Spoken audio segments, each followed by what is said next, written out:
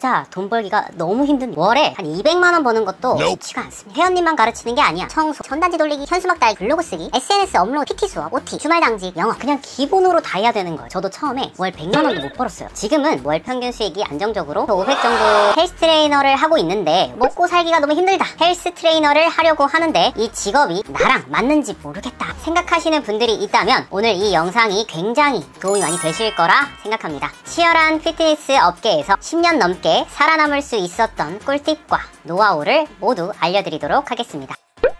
많은 분들이 성과 기반의 월급 체계 때문에 헬스 트레이너를 하고 싶어 하죠. 내가 하는 만큼 벌어가는 직업이다 보니까 열심히 하면 또 잘하면 돈을 많이 벌 수 있을 거라고 생각을 합니다. 그러나 이 말은 반대로 못하면 돈을 정말 못 벌어가는 최악의 직업이 되는 겁니다. 자, 헬스 트레이너 월급에 대해 감이 없으신 분들을 위해서 월급에 대한 개념 정리를 짧게 하고 가겠습니다. 회사마다 조금씩 다를 수 있지만 평균적으로 기본급, 수업료, 인센티브 이렇게 세 가지로 이루어져 있습니다. 자, 기본급은 말 그대로 기본 업무에 대한 급여, 수업료는 PT 수업료고요. 인센티브는 한 달 매출에 따른 보너스나 상여금 같은 개념이죠. 헬스장이나 PT샵에서 팀장, 점장, 매니저 이런 관리직을 제외하고는 기본급을 100만원 이상 주는 곳은 거의 없다고 보시면 됩니다. 평균 30에서 많으면 80, 진짜 많으면 100만원 요 정도 수준이라고 보시면 돼요.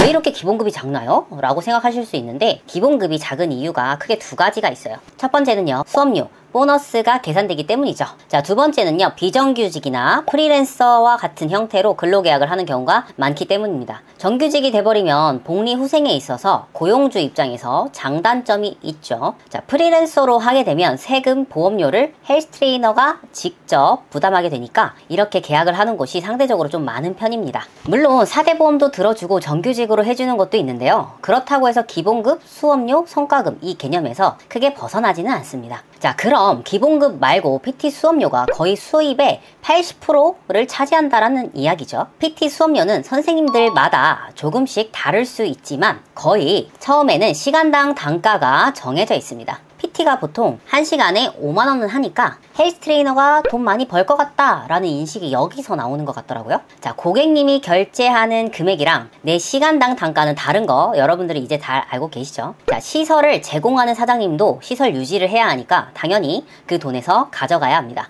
자, 보통 사장님하고 비율로 배분을 하는데 이 배분율도 트레이너의 능력에 따라 또는 회사마다 정해놓은 룰이 조금씩 다릅니다. 예를 들자면 센터가 70%, 내가 30%. 자, 만약에 5만원이라고 치면 내가 한 15,000원 정도 가져가는 게 되겠죠. 자, 근데 요즘에는 한 5대5도 많더라고요. 자, 5만원에 50%면 내가 한 25,000원을 받는 거죠. 자, 요즘 최저 시급이 1만원대로 25,000원이면 한 2.5배 정도 되니까 생각보다 괜찮다라고 생각을 하실 수가 있어요. 나쁘지 않은 것 같은데 왜 200만원도 벌기 힘들다고 하는 걸까? 자, 월 200만원을 벌려면 수업을 몇 개 해야 할지 현실적인 수치를 좀 더 깊게 계산을 한번 해보도록 하겠습니다. 200 나누기 25,000원 하면 한 80이 나옵니다. 그럼 80개 정도의 수업을 하면 된다라는 거죠. 자, 그럼 일주일에 5일 출근한다고 치고 하루에 몇 개의 수업을 해야 되나요? 자, 하루 회원님을 4명 정도를 수업을 해야 합니다. 근데 일주일에 그 회원님 4명이 월, 화, 수, 목, 금 다 나오는 게 아니죠. 월, 수, 금, 화, 목 이런 식으로 한 명이 주 2회, 3회 이렇게 퐁당퐁당 나오니까 4명이 아니라 그 2배의 숫자가 있어야 하는 겁니다. 적어도 8명에서 10명 정도의 회원님을 내가 보유하고 수업을 최소 80개를 해야 수업료로 한 200만원을 벌 수가 있는 겁니다. 자, 그러면 수업료로 300을 벌려면 어떻게 해야 되죠? 이제부터 계산을 해보시면 답이 나오실 건데요. 월 120시간을 수업을 해야 합니다. 잘 나오시면 너무 좋겠지만 안 그러신 분들도 계시기 때문에 지금 계산한 것보다 회원님이 조금 더 있어야 본인이 생각한 월급이 맞춰질 거예요. 자, 수업료 300만원을 맞추려면 최소 회원님 20명 정도는 있어야 하는 겁니다. 자, 10명도 유지를 만약에 못한다? 그러면 한 100만원 후반대 정도를 받게 되겠죠. 회원님을 잘 보유하고 또 관리하는 게 트레이너로서 돈을 많이 벌 수 있는 핵심이 되겠죠. 자, 그렇다면 어떻게 해야 될까요? 첫 번째는요, 영업을 잘해야 됩니다. 영업? 뭐야, 뭐 파리하라는 거야? 뭐 이렇게 생각하실 수 있죠. 자, 그런데 여러분, 헬스 트레이너가 서비스직인 거 아직도 모르시는 분들 없죠? 자, 서비스직은 영업이 필수입니다. 영업을 해야 한다고 하면 뭐라고 하냐면, 내가 영업을 왜 해야 돼? 나는 이런 거 하러 온 게 아닌데? 운동만 잘 가르쳐주면 되지 뭘 이런 것까지 해야 되나? 막 이렇게 말씀하시는 분들이 계세요. 그런데 그런 생각을 가지시는 분들은 어떤 서비스직을 해도요, 진짜 돈을 못 벌 가능성이 굉장히 높습니다. 자, 아무리 내가 훌륭한 트레이닝 기술이 있다고 하더라도요, 고객님이 없으면 그 기술은 무의미하죠. 잘 가르쳐주고 싶어 우선 회원님이 있어야 뭘 하던지 말던지 하는 거지. 고객님들은 기본적으로 트레이너에 대한 신뢰나 유대감이 있어야 그 훌륭한 기술을 알고 싶어 하는 거예요. 여러분들 반대로 좀 생각을 해보세요. 여러분 같으면 한두 푼도 아닌 PT를 생판 처음 본 사람한테 받고 싶겠냐고요. 영업을 통해서 내가 얼마나 전문적인지, 고객님이 갖고 있는 문제를 어떻게 해결해 줄 수 있는지 말도 하고 보여줘야 고객님이 신뢰를 갖게 되는 거죠.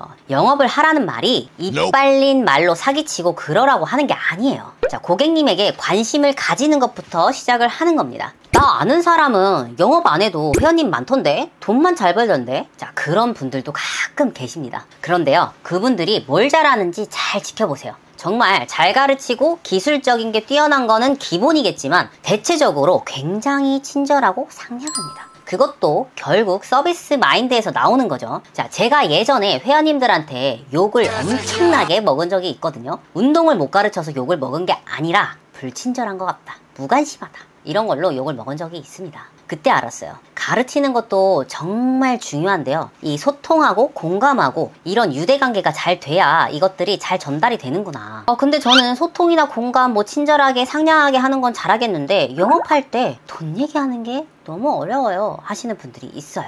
비싸다고 하면 어쩌지? 안 한다고 하면 어쩌지? 기존 고객님하고 또 돈 얘기했다가 괜히 사이가 틀어지면 어쩌지? 자, 그거는 왜 그러냐면요, 내 서비스가 고객님께 얼마의 가치를 주고 있는지 본인이 잘 몰라서 그래요. 자기가 생각해도 PT 가격이 비싸다고 생각을 하니까 그런 마음이 나오는 거예요. 내가 제공해주는 서비스가 진짜 내가 생각해도 이 정도면 나도 사겠다 라는 마인드로 서비스의 퀄리티를 올리셔야 됩니다. 자, 서비스의 퀄리티가 올라가면요, 자연스럽게 고객님은 많아져요. 회원님들 중에 비포 애프터가 좋은 분들이 생기면요, 그때부터는 입소문도 나고 진짜 실력도 늘게 되는 거죠. 자, 고객님이 많아지면 어떻게 되겠어요? 수요는 많은데 공급자는 한 명이죠. 내 시간당 단가가 그때부터 올라가는 거예요. 어떻게 서비스의 퀄리티를 올리고 고객 유치도 늘리고 내 PT 단가도 올릴 수가 있을까요? 첫 번째는 시간이 좀 걸리는 건데요, 내가 잘하는 걸 찾는 겁니다. 즉, 한 분야의 전문성을 키우자는 거죠. 난 잘하는 게 없는데요? 그럼 잘하고 싶은 걸 찾으세요. 자, 예를 들자면 이런 거예요. 내가 만약에 스스로 못 만드는 걸 너무 잘해. 그러면 대회 나가서 입상이라도 하던지 해가지고 다이어트 비포 애프터를 스스로 만들어서 우선 가치 증명을 하셔야 돼요. 그 다음에 컨셉을 내가 근무하는 그 지역 내에서 대회 준비나 바디 프로필, 다이어트를 진짜 성공시키는 다이어트 1등 코치로 가는 거죠. 자, 아니면 또 다른 예로 내가 재활이나 스트레칭, 시니어 트레이닝에 관심이 있어. 그럼 그쪽으로 계속 공부를 하면서 내가 케어에서 좋아진 회원님들의 비포 애프터를 계속적으로 쌓아두는 겁니다. 시간이 걸리더라도 명확하게 내 컨셉을 잡아나가면서 특정 분야의 전문성을 길러야 합니다. 자, 두 번째는요, 기본 업무 잘하기. 트레이너가 PT 할 때 기본적으로 지켜야 하는 게 있죠. 자, 운동 피드백, 그리고 식단 피드백, 연락 잘하기, 퍼블릭 회원님 OT 잘하기. 첫 번째 알려드린 방법은 지금 당장 성과를 보기 어렵고 시간이 많이 걸린 작업이라 했죠. 자, 그리고 처음에는 내가 키우고 싶은 전문 분야가 있다고 해서 그 분야의 회원님만 받을 수 있는 게 아니잖아요. 다이어트 하시는 분,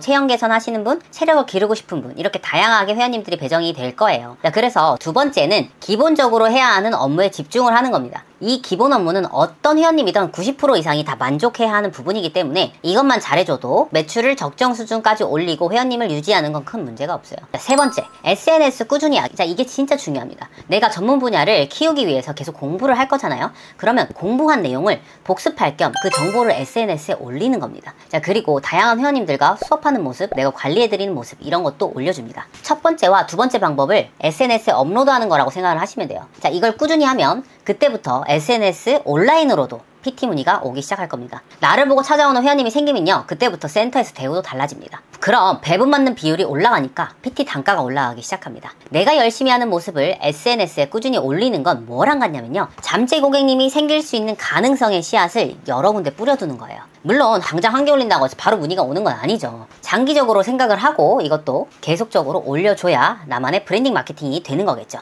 자, 지금 당장 여러분들 SNS, 인스타그램에 내 분야에 관련해서 스토리라도 하나 올려보세요. 적어도 여러분 주변인 한 10명 이상은 여러분들 볼 거고요. 그걸 본 사람들은 내가 무슨 일을 하는 사람인지 알게 될 겁니다. 자연스럽게 브랜딩 마케팅이 되는 겁니다. 아시겠죠? 자, 이렇게 오늘 트레이너가 왜 돈 벌기 힘든지와 어떻게 극복하면 좋을지까지 알아봤습니다. 저도 너무 힘들었던 시절이 있었어요. 운동도 해야 되고 밥도 먹어야 되는데 공부도 해야 돼. 근데 생각보다 하는 일이 너무 많으니까 시간이 너무 부족한 거예요. 그래도 내가 선택한 거니까 포기하지 말고 끝까지 후회 없을 때까지 가보자 라고 생각한 게 벌써 14년이 됐습니다. 자, 여러분들 중 트레이너를 하면서 힘든 분도 계실 거예요.